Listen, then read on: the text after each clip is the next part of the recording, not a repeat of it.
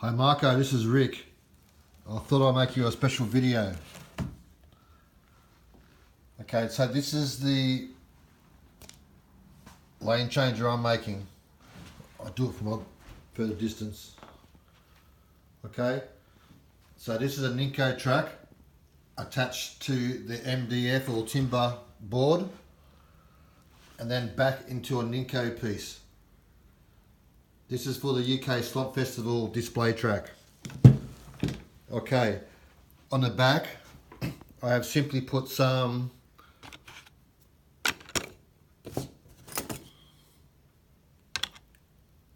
a 3mm packer and a 5mm what I call a finger into I think a 7mm slot. But this may not interest you. But if you're going to do a timber track, it could be an option. Here I've routed a pocket. This is for the lane changes that I'm making. And I can give you a link for that. It's 3D printed. And it's going to arrive on Monday. I do have a prototype here somewhere, but you don't need to know that detail just yet. And here you have the lane brain. Okay, so these two pieces of braid here, when you turn it over, you can see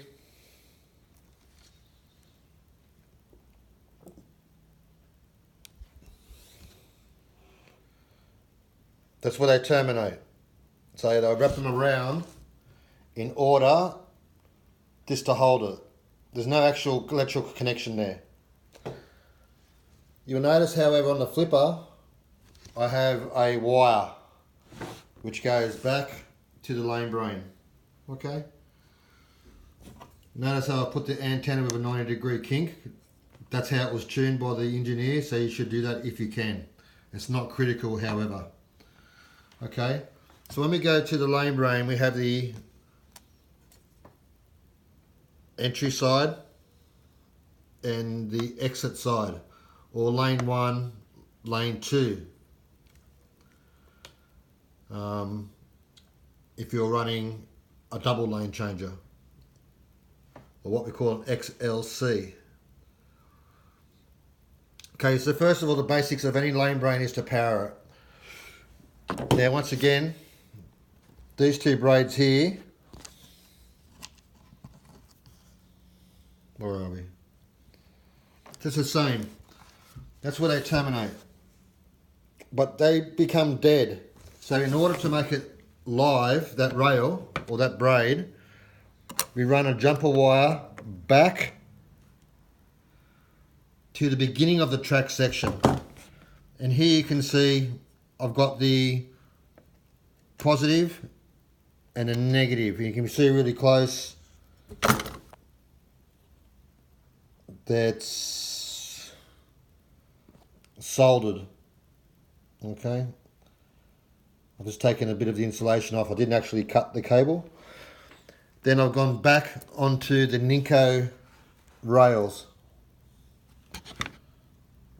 just negative and positive. Okay, so that's your power. Next, let's talk about the LEDs. Okay, here I have simply the LED bent at 90 degrees with the pliers. Okay,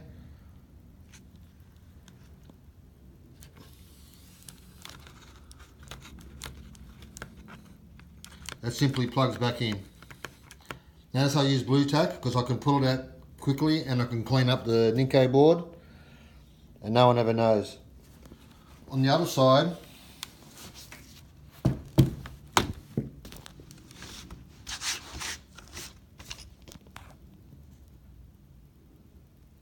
you can't even see the LED, can you? But there it is there.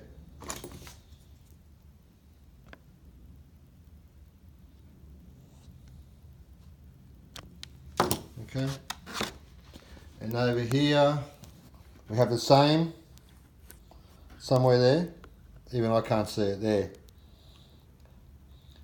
Now that's obviously the anti-collision one, where it goes straight through, and that one on the left side is the LC LED, okay? And they're white as per manual.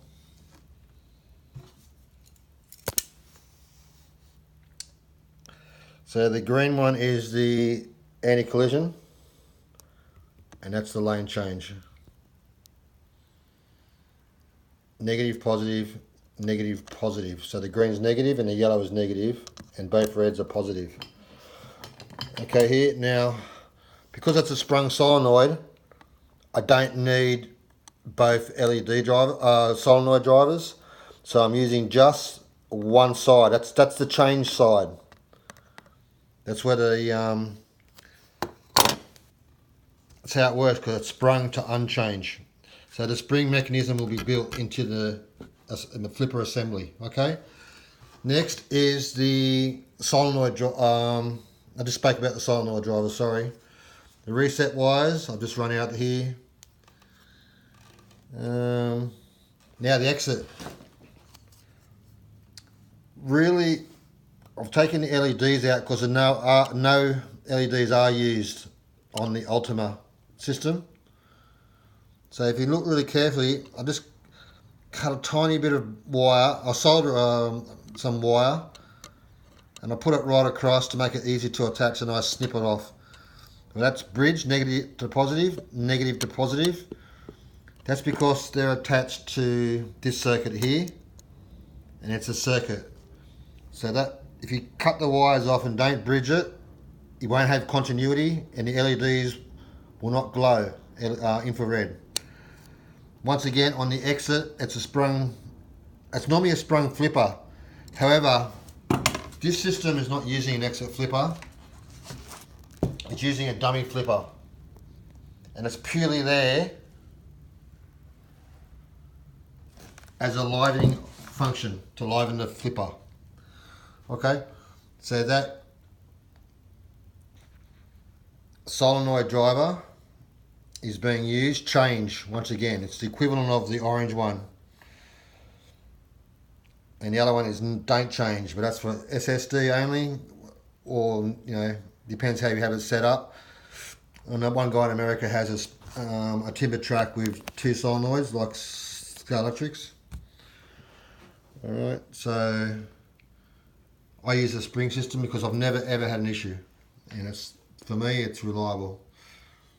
Alright, so that yellow wire there is the live and flipper wire as mentioned. Okay, and you need to power the relay. So, sorry, I forgot to say, Marco, this is the relay I use to liven the exit flipper, and this is the relay I use to liven the entry flipper, but the wires will continue through. See how they become brown? See this brown wire here that goes to that's going to actually power the solenoid, the solenoid driver for the flipper mechanism. So you can imagine an orange wire just really went all the way through to drive the flip. But what I've done, I've intercepted it here. That's the best way to say it. I've intercepted it at the relay, and that triggers the live and flipper function momentarily to the correct polarity. Then it flips back again. So as soon as the spring cuts back, pulls the mechanism back, the polarity changes back. So it really only stays on for, I think, 20 or 50 or 100 milliseconds, depending on how you have it configured in the lane brain configuration software. Okay.